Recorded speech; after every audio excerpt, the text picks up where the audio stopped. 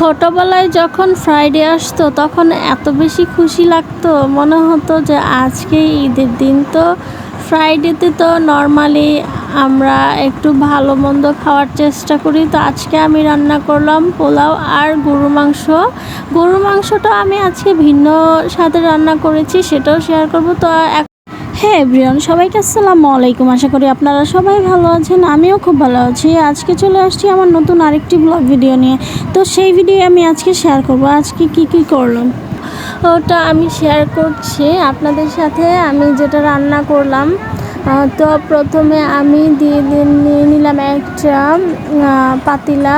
সেই পাতিলায় একটু তেল, কিছু পেঁয়াজ, তেজপাতা, দারচিনি আর দিয়ে দিয়েছিলাম আমার বানানো সেই ঘি দিয়ে এখন পেঁয়াজটাকে আমি ভেজে নিব একটু হালকা কালার আসা পর্যন্ত আমি পেঁয়াজটাকে ভেজে নেব।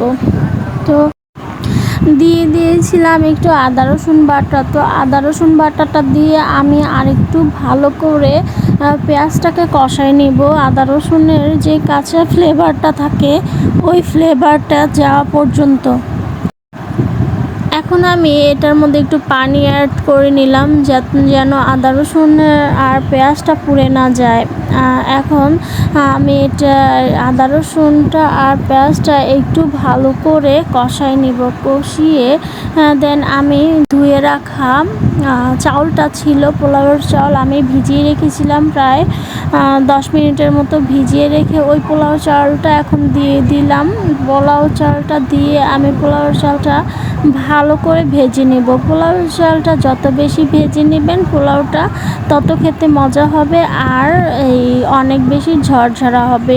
তো আমি পোলাও চালটা ভেজে নিচ্ছি। আমার পোলাও চালটা ভাজা শেষ। আমি গরম পানি করে রেখেছিলাম, দিয়ে দিলাম পরিমাণ মতো গরম পানি আর সাথে দিয়ে দিব এখন গুঁড়ো দুধটা আমি গুলে বাটিতে রেখে দিয়েছিলাম, সেই দুধটা অ্যাড করে নিলাম। পোলাও রান্না করলে দুধটা অবশ্যই দিতে হয়, এতে পোলাওটা খেতে খুব বেশি মজা হয়।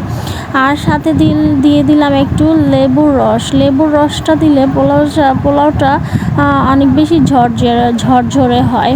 তো আমি এখন ঢেকে রেখেছি, ঢেকে আমি রান্না করে নিব। পানিটা শুকিয়ে গিয়েছে অনেকটাই। এখন পানিটা শুকানো পর্যন্ত আমি এটাকে প্রায় 10 মিনিট দমে রেখে দিব একদম অল্প হিটে। তো আমি আবার ঢেকে দিয়ে এটাকে রান্না করে নেব। আমার পোলাও রান্নাটা অলরেডি হয়ে গিয়েছে, এখন দমে রেখে দিলেই হবে।